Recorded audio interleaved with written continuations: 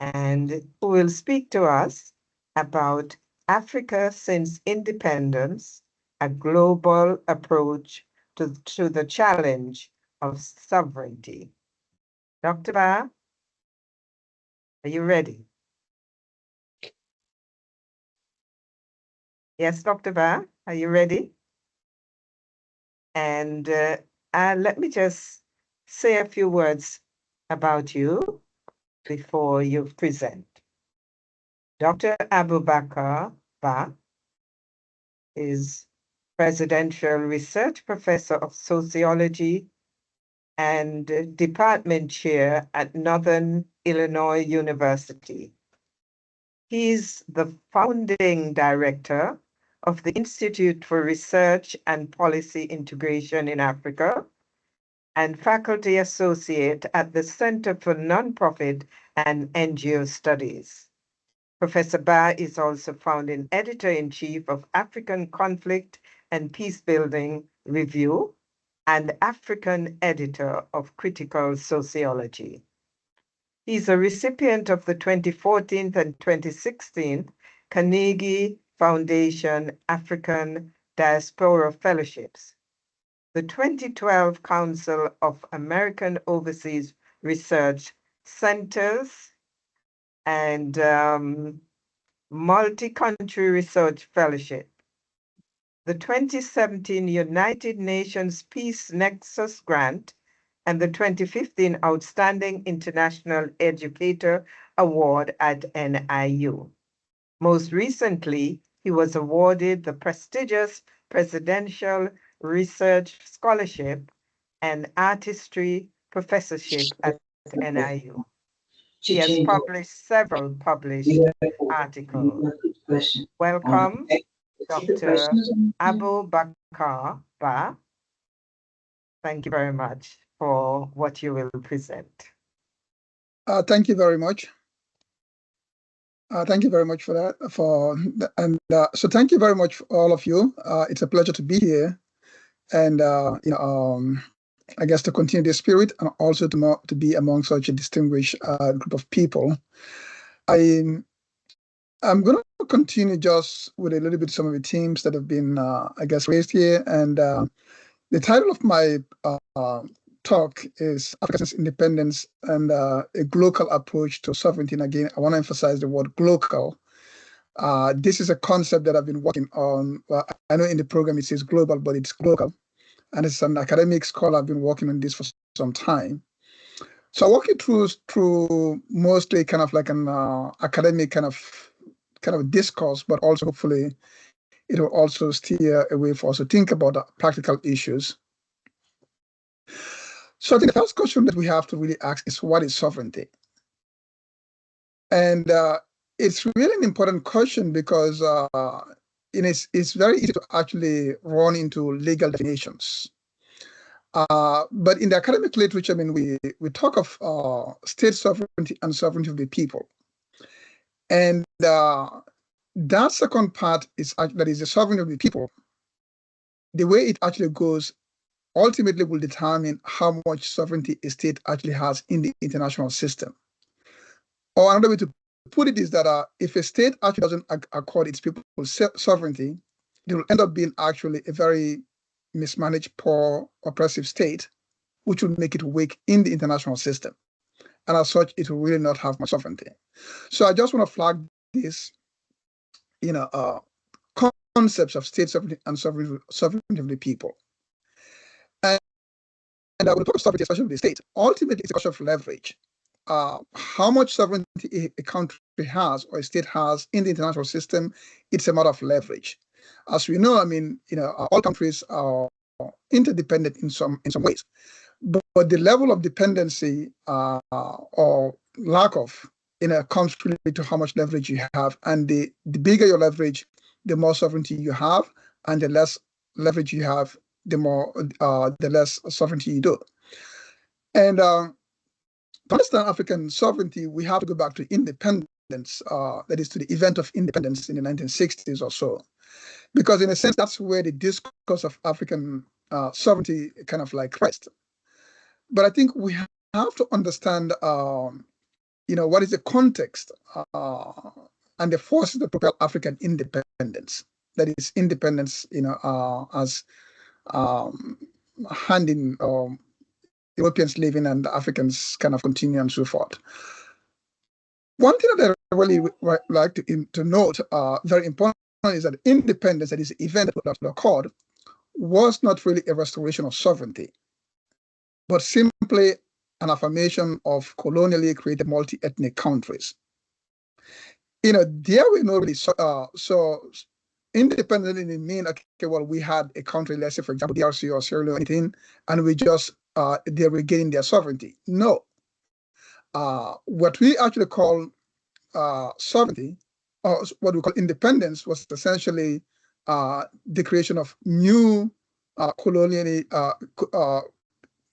multi-ethnic colonial countries.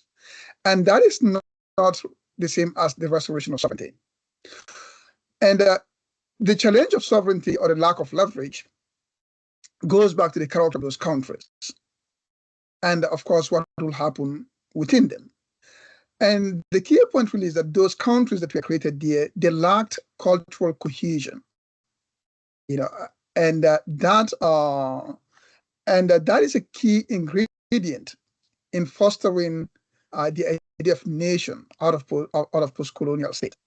So at best, really, what we have are simply countries. We have countries. And in that process of independence, we get a catastrophic disconnection. And that is a disconnection between country, state, and nation. For you to actually gain sovereignty, you have to have a symbiosis of all of these three things. A country is just a territory with some kind of borders on a map.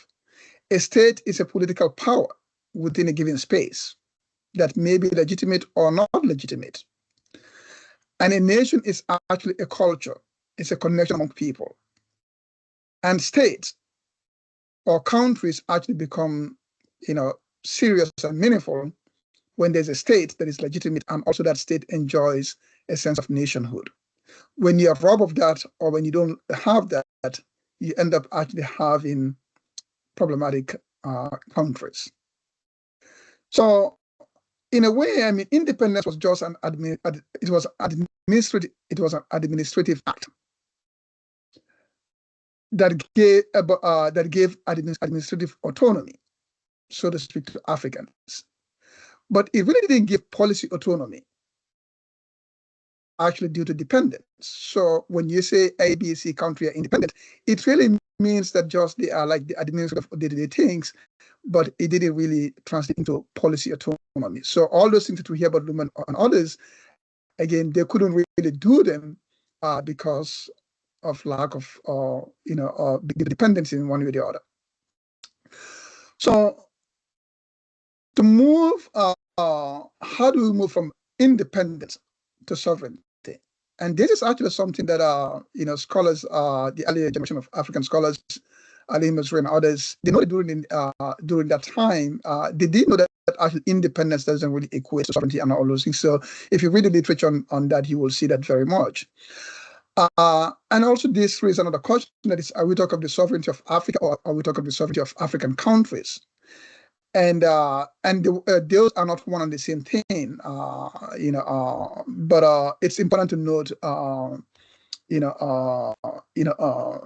these nuances. So in a way, I mean, again, skipping a lot of history or things that we all know, but what independence and the decades that follow, what they really produced was what we would call strong states, but weak countries. And let me qualify a little bit. When I say weak, strong states, I don't really mean in the interstate system. I mean that they are strong vis-a-vis their people because they are oppressive. In other words, the authoritarian state is strong vis-a-vis its people because it can oppress them. But actually, those are weak countries because they have no leverage in the international system. So you really have, kind of bullies that get bullied outside, and that's really not good for us. But this is really the reality of what we have of most African countries: strong internally as oppressors, but weak outside, and as such, they have no leverage.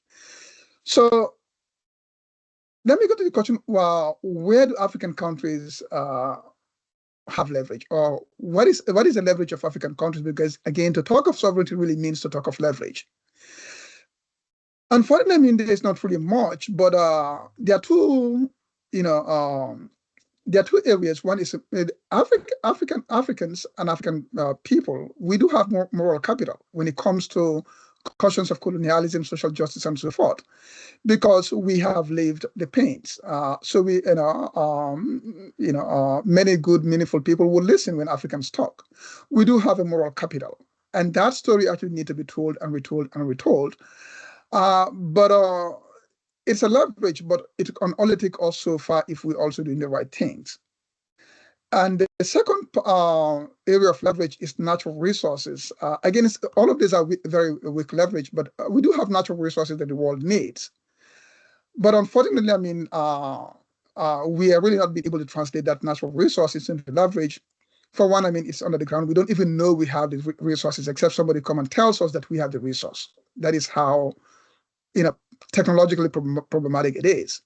But granted, I mean, as Martin was speaking, these are like things that African countries can use as some leverage to begin with. But ultimately, the question is, where do African countries lack leverage? And the list is long, but to just group it in very broad terms, security, trade, and governance. All of those are areas, and these are like big chunk where really we lack leverage. The security of African people and African states is practically not in our hands. Trade, we don't define it. Governance, we didn't even select the forms of government. That's how problematic it is. So all of these are areas in which we lack leverage. Now, what is limiting the leverage of African people? And this, again, I won't take you through the scholarly things, but in my scholarly work, I talk of the locality of things. And by locality, I really mean it's a concept that I developed in which I try to bring in the external and the domestic factors in understanding African realities. So it is neither just, okay, well, hey, colonialism and whatnot and so forth, but also needed. So in a sense, it's a combination of these external and domestic dynamics that actually produces the African reality. And I'll skip to the external part of it, of course, have been said, the world capitalist system, colonialism, those are things that we know. Now, on the domestic side of things, of course, we know poor governance. We know those things, and the lack of what I call constitutionally representative democracy. That is to say, the need for creative institutional designs. And by really that, what I mean is a political system that takes into account ethnic and regional representation and also create limited power. In a sense, I mean, these are areas that are fundamentally lacking. And what it does, again, it leads to the lack of people's sovereignty, which leads to poor governance, which leads to economic underdevelopment, which creates weak states in the international system. So just some few takeaway, African sovereignty, that is when we talk of African sovereignty, must begin with sovereignty of the people. And that is actually what can lead to better forms of governance rooted in constitutional representative democracy. What I mean by constitutional representative democracy is that one of the biggest lies that African people have been told is that democracy is one person, one vote. That is one of the biggest lies. If you look at many countries that have history of democracy, they do not have one person, one vote. That is not in the United States. That's not in Germany, Belgium, Uganda. No. There's always some kind of way in which you actually accommodate so that you don't have the oppression of the majority or something like that. So in a sense, so it is true that democracy is about representation and limiting government power, but you have to ask, who are you representing and who are the people? And in the African reality, because of the nature of African states, the people are ethnic and regional groups. if you do not create ethnic or regional representation, you will end up actually having abnormal political system, because individual representation doesn't really lead to the kind of cultural representation that we need in African states. So this is what I mean by constitutional representative democracy. Again, I've written about this many in my work, so but we can talk about it. So to arrive at this, some few things, again, not a bullet, not a blueprint. I don't have all the answers. But I think the first and foremost, we need a radical rethinking about multi-ethnic country and the political representation of people. We need a radical rethinking. We cannot, just democracy and whatnot. Every country has to be designed. Every political system has to be designed, and it has to be designed based on actually what are the problems and the needs of the people and where you want to arrive at. So that is something that is actually fundamental in that should be fundamental in African discourses. We need to go beyond colonialism arguments to foster much more cohesive and strong states. Colonialism is a historic injustice. It is true. But if we get stuck in it, we'll never pass it. Again, as Mandela always say, you don't have to like forget, but certainly you have to move forward. And two things I want to just point as thought-provoking kind of things. I think to think of African countries, in my view, I think we need to move towards more decentralized and local governance systems within a Pan-African system. I don't mean, the earlier Pan-Africanists, we think we'll take out all the African states, make one country. That's just going to create one big mega problem. But I think in each African country, if we begin to decentralize and begin to actually put autonomy and local fiscal decentralization within communities, within small groups, then people can actually control the affairs, and the state that is actually colonially oppressive state can actually become less and less significant. I think for me, decentralization is very important, but also it has to be within the Pan-African system, where people have a freedom of movement across Africa and freedom to settle. You should go and live anywhere in Africa that you want, no problem. As long as we focus on decentralization, I think that can take us a long way. The last point I want to make is about rent from minerals. One of the biggest problems why we do have the oppressive African political system is very simple. African economies are, mineral based. The economy is 70-80% mineral based revenue. It goes into the hand of a state, and of course, corruption will happen. My thought is that what about if every African country can actually get to the point where they say every single penny from minerals should not be used to fund a government. It should be placed in a fund to only do development projects, period. Do not pay civil servants, presidents, or whatever it is with money from minerals. If you want to pay them, tax the people. Use taxes to run the government. And my belief is that if you tax people, you will be responsible to them.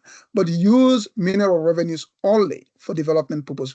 When you use minerals to fund governments, you create a mega corruption, because you have a state that controls 90% of the economy, and it goes into the pocket of somebody. So somehow, I think these are just some few things. Again, to go back to the point, we only build leverage if we actually create sovereignty of the people. And all the sovereignty of the people happens if we really move towards a much more constitutionally representative forms of representation on democracy. Thank you very much. I hold it from you. Thank you so much. Thank you very much, Dr. Abubakar Ba. And we have heard that African sovereignty must begin with the people, but we also heard that there are problematics, and independence, sovereignty, those definitions, and what that means to the countries, issues around democracy, governance, leverage, freedom of movement, and mineral-based economies that are not managed in ways that would ensure democracy. We want to thank you very much.